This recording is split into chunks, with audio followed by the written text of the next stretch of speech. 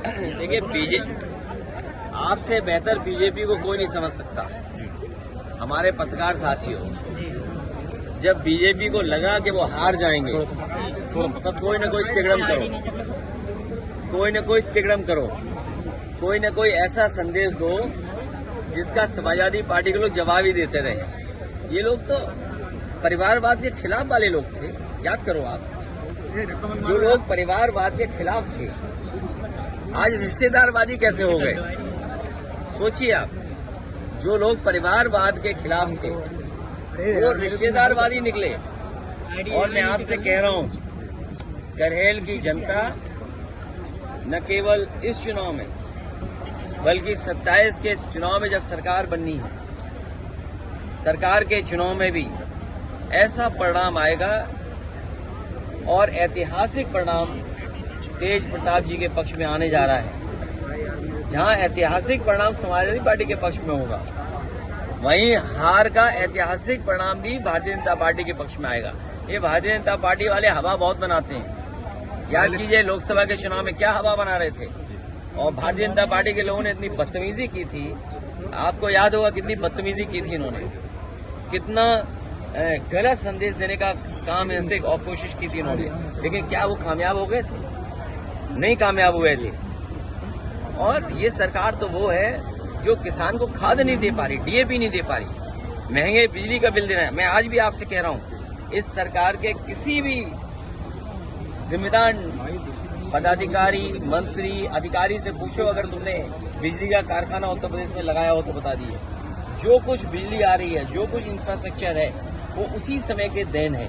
इसी करहेल में बताइए, कट पर 100 एकड़ में मंडी बननी थी। यहाँ का लहसुन, यहाँ का धान, यहाँ का गेहूं, यहाँ की सब्जियां, यहाँ के आलू, ये बड़े बाजार में जा सकता था। यही इलाका है जो कन्नौज कानपुर देहात से शुरू होकर के आगरा तक है।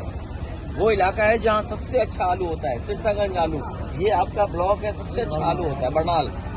तो बताइए आलू के लिए आपने क्या व्यवस्था की? कभी खरीदा आलू आपने?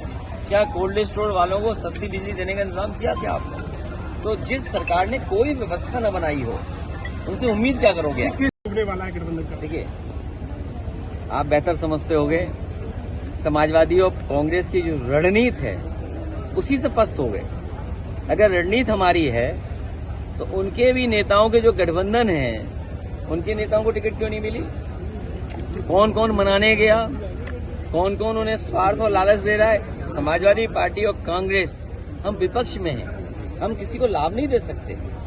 हम अपनी बात कर सकते हैं, लड़ सकते हैं। ये हमारी स्ट्रेटेजी का हिस्सा है कि हमारे रणनीति है कि हम लोग मिल करके इस तरह लड़ रहे हैं। न केवल अभी लड़ रहे हैं, इंडिया गठबंधन मजबूत करेंगे और 27 में भी इनको हराने का काम करेंगे। इलेक्शन में स्वरूप क्या रहेगा सरकार को घेरने का काम? देखिए, प्रधानमंत्री जी अभी ब्रिक्स की मीटिंग में दुनिया के सभी महत्वपूर्ण नेताओं से मिले और चीन को लेकर भी खबरें आई थी।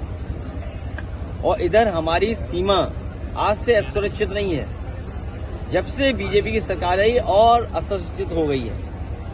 हमारे सिक्योरिटी फोर्सेस के लोग, पैरामिलिट्री के फोर्सेस के लोग, आर्मी के लोग बड़े पैमाने पर शहीद हो रहे हैं, उनकी जानें गई हैं। और अगर हम आंकड़े निकालेंगे तो सबसे ज्यादा फेलियर कश्मीर इशू पर, हमारी बॉर्डर सिक्योरिटी पर और इंटरनल सिक्योरिटी पर अगर कोई फेल हुआ है तो वो भारतीय जनता पार्टी है। भारतीय जनता पार्टी की सरकार इंटरनल सिक्योरिटी में फेल है, हमारी बॉर्डर सिक्योरिटी में फेल है, हमारे जो संबंध दुनिया में देशों से होते हैं उसमें फेल हुई है सरकार हमारी। तो ये फेल सरकार को हटाने से ही हमारी सीमाएं सुरक्षित होंगी, तभी हमारे जवानों की जान बचेगी, जब ये सरकार देश से हटेगी।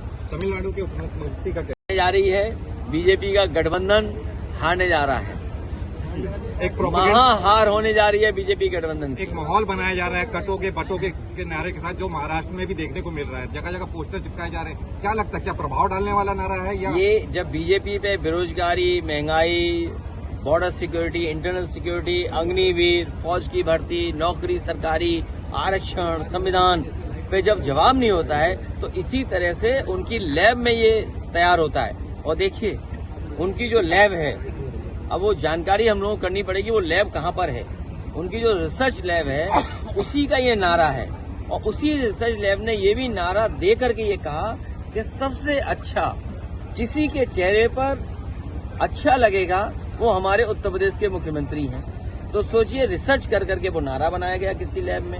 उन्होंने ये भी बताया कि सबसे अच्छा किसके माध्यम से जाएगा, वो नेता भी उन्होंने ढूंढ करके नाम बता दिया, वो हमारे मुख्यमंत्री निकले उत्तर प्रदेश के, उन्हीं से कहलवाया गया है।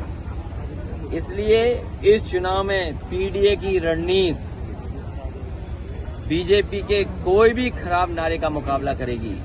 और ये बीजेपी के लोग जानबूझ करके नफरत फैलाना चाहते हैं। बहराइच में हम लोगों ने देखा कि किस तरीके से हिंदू मुसलमान ये करना चाहते थे, लेकिन उसकी वहां पर घटना जरूर हुई, जाने गई और नुकसान हुआ। ये सब भारतीय जनता पार्टी ने किया। और देखिए भारतीय जनता पार्टी किस स्थिति पे पहुंच गई है कि उन्हें अपने ही कार्यकर्ता पे एफआईआर लिखानी पड़ रही है। अभी तो एफआईआर लिखाई है, अभी आप देखना कुछ दिनों बाद ये सरकार चलेगी, कभी बंटवारे को लेकर के, कभी लूट को लेकर के, कभी पद को लेकर के। जो लखीमपुर में हुआ था कि बीजेपी के विधायक को छापड़ पड़ गया, वैसा ही होने जा रहा है उत्तर प्रदेश में। आप देखते रहिएगा।